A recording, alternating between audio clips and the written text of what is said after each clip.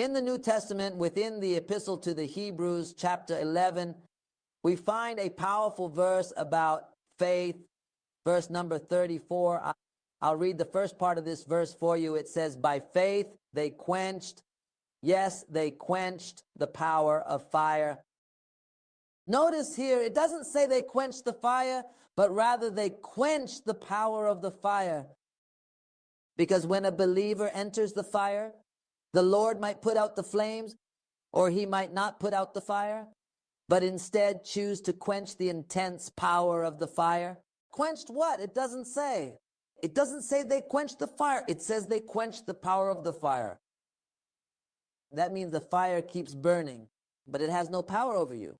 The fire keeps burning, but it doesn't do anything to you. It doesn't harm you. And this is exactly what happened with the three faithful young men as they remained inside the intense fiery furnace. The fire remained harmful, as evidenced by the fact that it harmed others. But for these ones, because they were children of the Lord, it could not harm them. Here the Lord extinguished the power of the fire for them, and the fire represents severe distress. It means the Lord might get you out of severe distress. Keep putting out the fire. And God might leave you in distress, and you won't get out of it. But He will extinguish not the fire, but the power of the fire. I will read to you from First, I will read to you for the first time the part about Daniel that is on the three hymns. I will read to you from Isaiah 43. Do not be afraid. The Lord says to you, do not be afraid, for I have redeemed you. Do not be afraid. If you pass through, if you walk through the fire, the flames will not burn you. So I am walking in the fire. The fire was not extinguished, but its power was extinguished by God. He tells you by faith.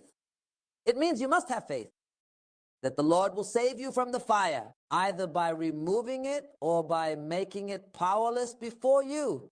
So you walk in the flames, in the fire and the flames will not burn or consume you.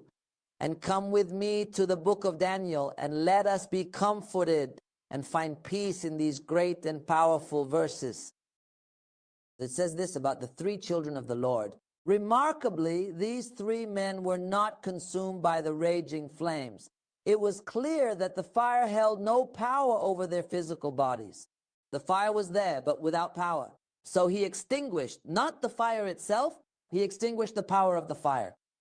Those over whom the fire had no power on their bodies, and not a single hair on their heads was burned. It means the fire was defeated before the weak hair of the head. The weakest thing in a person is the hair. This hair is very weak, but it's your weakest part. It defeats the devil's fire and his tribulations. The fire had no power over their bodies. No hair on their heads was burned.